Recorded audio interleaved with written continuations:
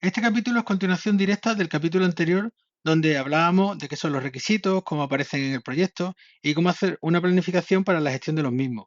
Si no te has escuchado el capítulo anterior, te recomiendo que te lo escuches previamente para no perder el hilo de algunas de las cosas que vamos a hablar en este. En este capítulo vamos a continuar con los siguientes procesos de recopilación y control de requisitos. Así que si quieres aprender cómo puedes hacerlo, te recomiendo que escuches este episodio porque hoy seguimos hablando de requisitos.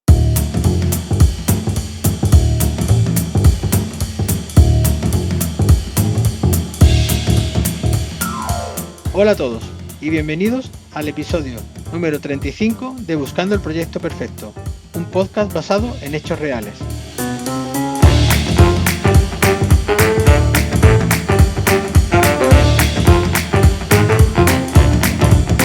Yo soy José Luis de la Rocha y algunas veces trabajo de arquitecto y otras de delineante, de director de proyectos y ahora como consultor de director de procesos en Berrilán. Y aún así, siempre disfruto de cada momento.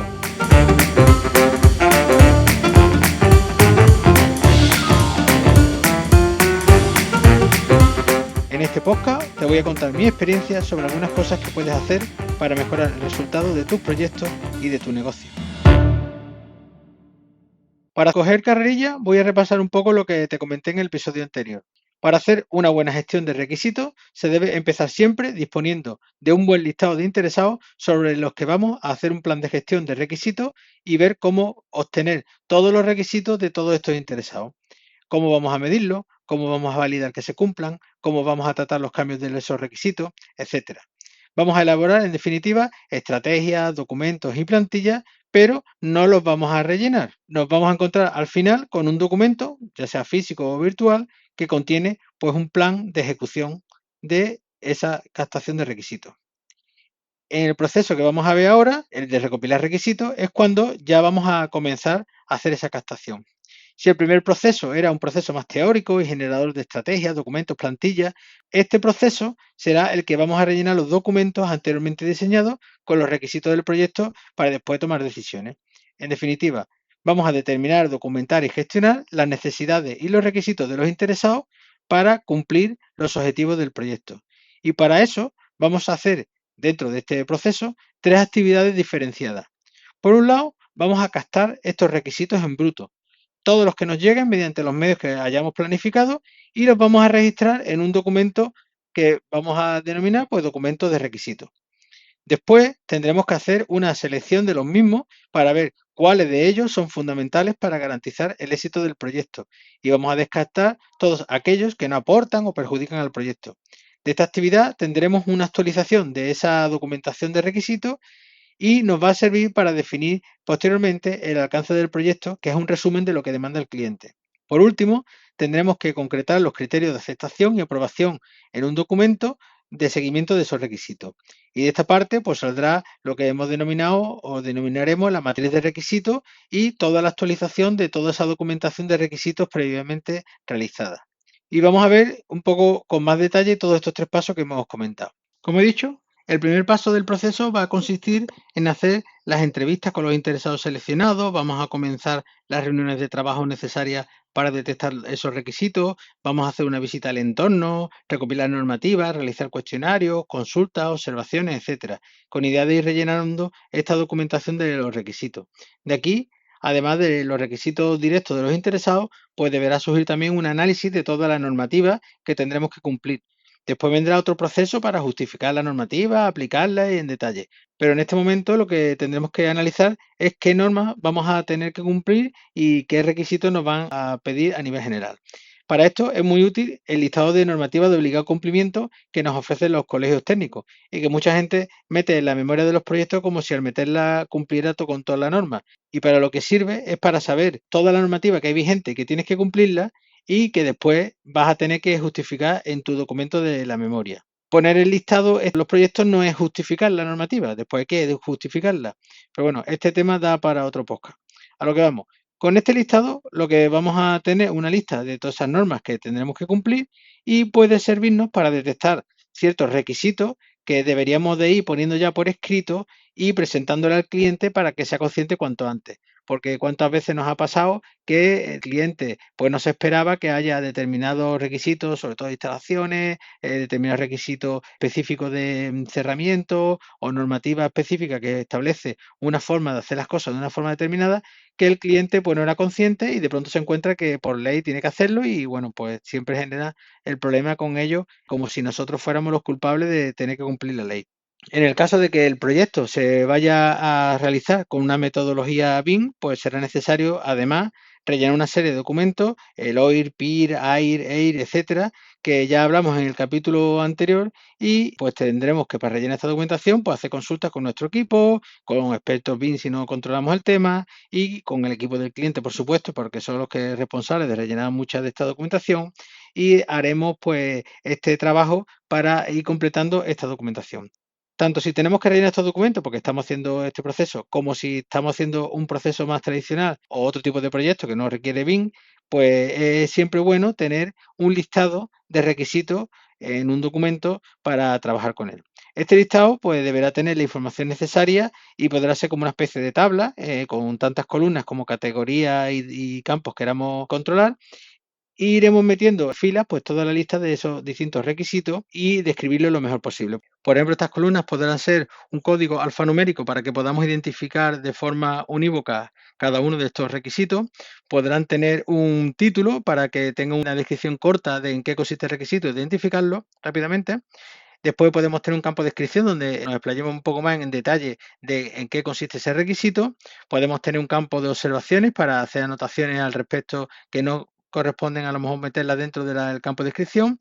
Podemos indicar una fase en la que va a aparecer ese requisito, en la que hay que cumplirlo, porque habrá requisitos que aparezcan al principio del proyecto, en la zona, en la toma de datos, en la parte de anteproyecto, y habrá otros requisitos que sean de obra o incluso requisitos que aparecen cuando se entrega el activo a la propiedad. O podemos poner un campo de origen para saber de dónde viene ese requisito. Si viene de una normativa, pues saber qué normativa es, pero si viene del cliente o si viene de la constructora o del interesado que sea, podemos poner un campo tipo en el que metamos características para clasificar los tipos de requisitos que te permitan hacer determinados filtros y tener control sobre todos los requisitos.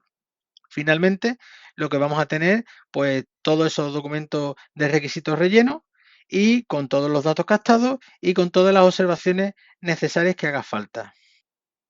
Una vez entendamos que en un tiempo razonable pues nos han llegado todos los requisitos que necesitamos para el proyecto o que podemos captar en el proyecto, pues es el momento de hacer una criba para eliminar aquellos requisitos que no aportan nada al proyecto o son incongruentes entre sí.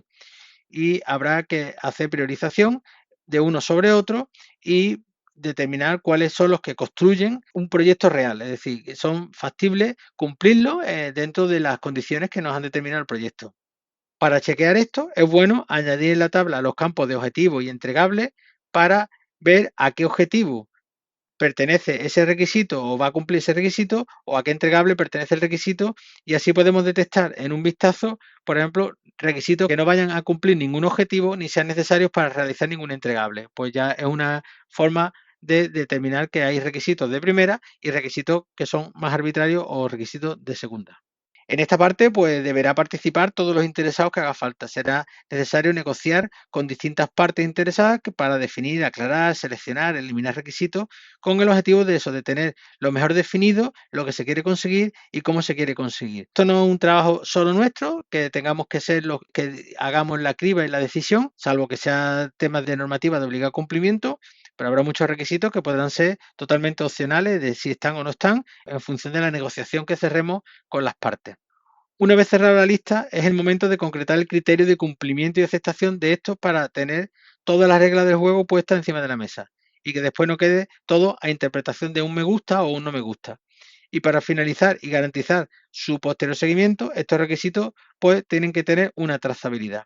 Una forma interesante es tener una matriz de trazabilidad que va a ser este documento que hemos estado elaborando para la captación y para la clasificación de estos objetivos, añadiendo un campo de criterios de aceptación o una casilla de cumplimiento para determinar cuáles son las reglas por las que vamos a determinar que ese requisito ha sido cumplido. En definitiva, vamos a rellenar esta documentación con todo el nivel de detalle que sea necesario y que demande el proyecto en función de los plazos y los tiempos que tengamos.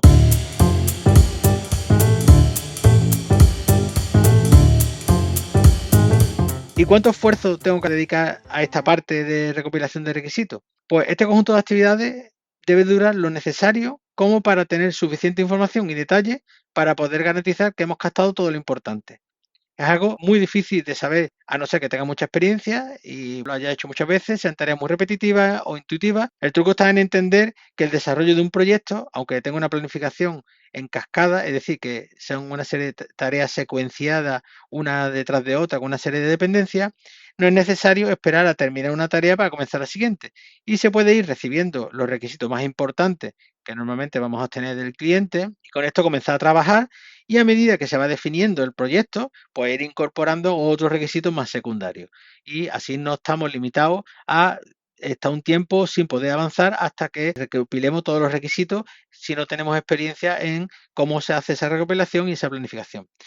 Por ejemplo, nos puede pasar que un cliente pues, nos aparece por el estudio y quiere hacerse un chalet.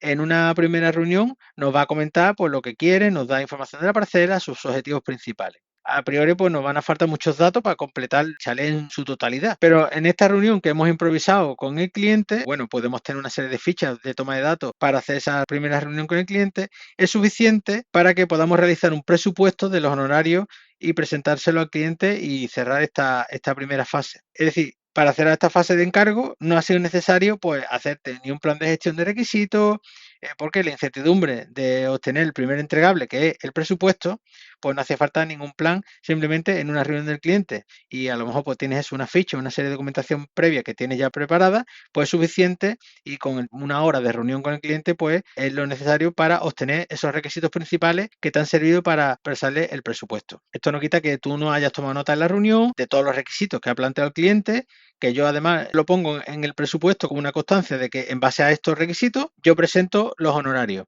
Es decir, si cambiasen esos requisitos o esas condiciones o esos objetivos del proyecto, yo soy libre de alterar mi presupuesto en base a estos nuevos requisitos. En el caso de que una vez te aprueben el presupuesto, pues vamos a necesitar otra vez más requisitos para continuar con el proyecto. Que nuestro siguiente entregable, que puede ser, por ejemplo, el anteproyecto, pues vamos a necesitar, por lo mejor, ir al local o ir al inmueble, ver dónde están acometidas, ver los tipos de desniveles. Nos vamos a tener que volver a reunir con la propiedad y que nos detalle, pues yo que sé, a lo mejor el estilo de arquitectura que quiere o determinadas calidades o tipos de espacio o otras historias.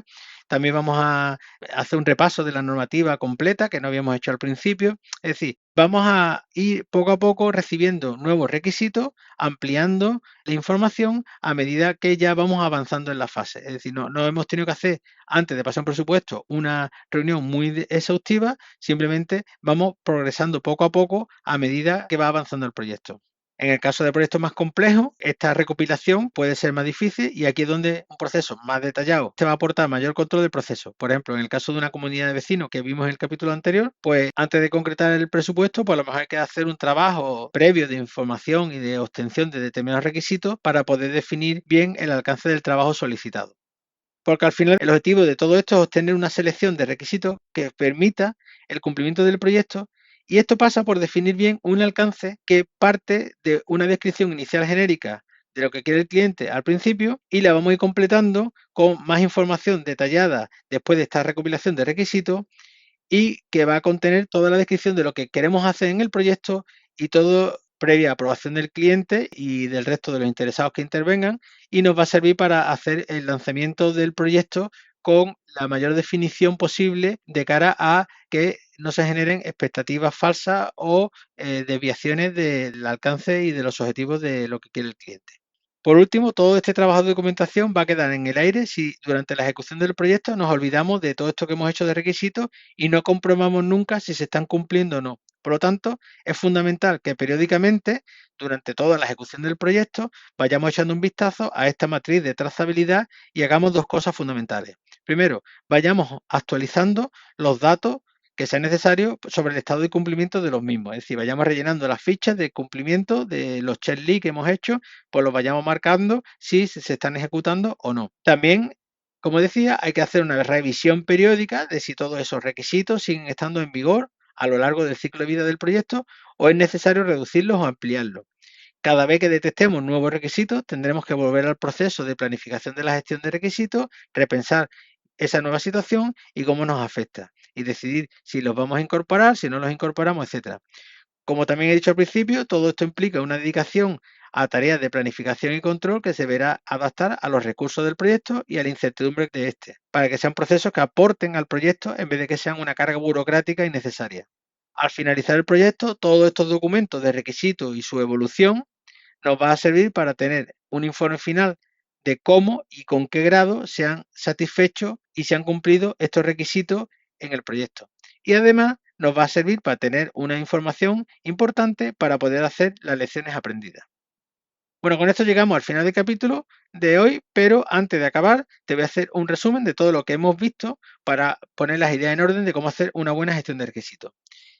Como hemos visto en los dos capítulos, pues vamos a empezar por disponer un buen listado de interesados sobre los que vamos a hacer un plan para ver cómo vamos a obtener los requisitos de estos interesados, cómo los vamos a medir, cómo vamos a validarlos y cómo vamos a tratar los cambios en el caso de que aparezcan. Después nos vamos a poner manos a la obra y vamos a hacer entrevistas, visitas, reuniones que hayamos planificado y obtener toda la lista de esos requisitos lo más completa posible, que después vamos a analizar para ver cuáles de estos son determinantes para garantizar el cumplimiento de los objetivos del proyecto, y una vez negociado con las partes interesadas vamos a aprobarlo y ponerlo en una matriz de trazabilidad para poder hacer su gestión del cumplimiento. Después, durante la ejecución de todo el proyecto, vamos a rellenar y revisar periódicamente esta matriz para ir comprobando que lo vamos cumpliendo según el plan previsto. Y en caso de que no podamos cumplirlo o vayamos viendo que nos vamos desviando, tengamos margen para tomar decisiones y seguir orientados hacia el cumplimiento de los objetivos del proyecto. Bueno, ahora sí que termina el capítulo de hoy y la parte de requisitos. Espero haberte hecho pensar un poco la importancia de la gestión de requisitos del proyecto y que en algún proyecto lo puedas poner en práctica y que veas el potencial que tiene estas herramientas, que son muy sencillas pero que las puedes aplicar en tu día a día y te van a mejorar el rendimiento de tu proyecto. Si te ha gustado el capítulo y te ha aportado alguna cosa que no conocías, ayúdame y comparte el capítulo con otros compañeros para que puedan aprender cómo gestionar mejor sus negocios de arquitectura e ingeniería. Además, te invito a enviarme dudas y consultas que intentaré contestarte rápidamente. Por último, quiero recordarte que además del podcast tengo un blog donde hablo sobre estos temas y de vez en cuando saco alguna newsletter con información que puede interesarte. Para eso tendrás que suscribirte en buscandoelproyectoperfecto.com/suscripción y además con esto podrás también acceder al canal de Discord. Y sin más me despido y nos vemos en el próximo programa.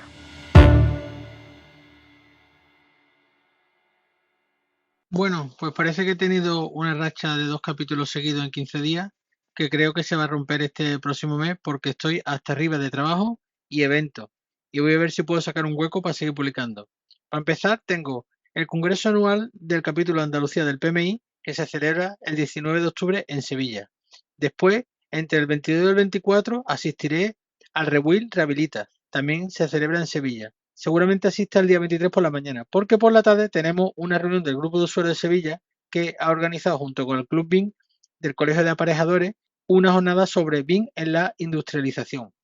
Y el 24 salgo pitando a Donostia, que tenemos entre el 25 y el 26 el Basket Summit 2024 que organiza Berlán, y en la que, además de organizador, soy ponente en el viernes y hago un taller el sábado sobre gestión de tareas. He dejado enlaces a todos estos eventos en las notas del programa, pero en las notas del programa de la web, buscandoelproyectoperfecto.com. Así que si tengo algo de tiempo, sacaré otro capítulo, que ya lo tengo en mente, pero no prometo nada que después digo que voy a sacarlo y no me da tiempo.